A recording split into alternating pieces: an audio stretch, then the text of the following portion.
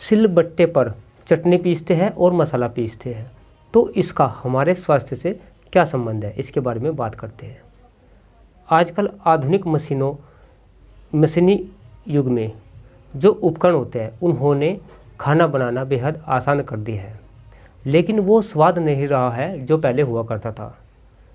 पहले सिल चट्टे पर चटनी पीसते थे, मसाला पीसते थे।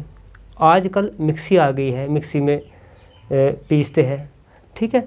तो क्या होता है दरअसल, जैसे ही हम चटनी और मसाला सिलबट्टे पर पीसते हैं तो उसमें से जो प्राकृतिक तेल होता है वो बाहर आता है और वो उसकी खुशबू हमारे नाक के जरिए मस्तिष्क तक पहुंच जाती है, हमारे मस्तिष्क में पहुंच जाती है।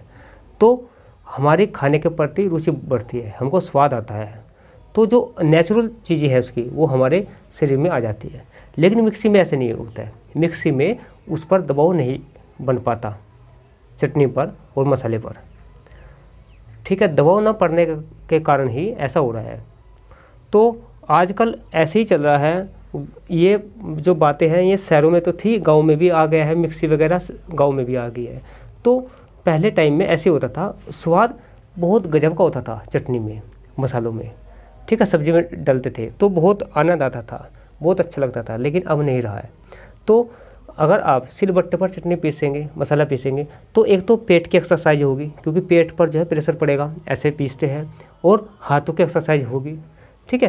प्लस उसका जो नेचुरल तेल है वो निकल जाएगा, और जब आप उसको खाएंगे तो आपकी जो उसकी खुशबू है नाक के जरिए मस्तिष्क तक पहुँच जाएगी।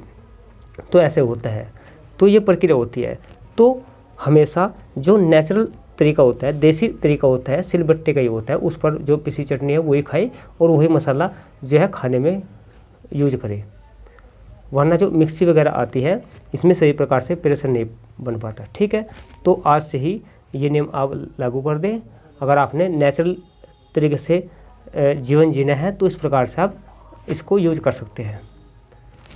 तो वैसे आप बता सकते हैं, कमेंट में भी लिख सकते हैं कि किस किस के पास कौन कौन जो है अभी सिलबट्टे की जो है चटनी खाते हैं और कौन कौन अभी यूज करते हैं। लेकिन ज़्यादातर सफाया हो गया है, गाँव में से भी सिलबट्टे का अभाव हो गया है, ठीक है, उसका स्थान मिक्सी ने ले लिया है। तो फिर भी कुछ लोग होंगे जिस परंपरा को बचाए हुए हैं। तो ये जानकारी कैसी लगी? अगर आपको जानकारी अच्छी लगी है तो इस वीडियो को लाइक करना और शेयर करना, और चैनल को सब्सक्राइब करके घंटे का बटन ज़रूर दबा देना।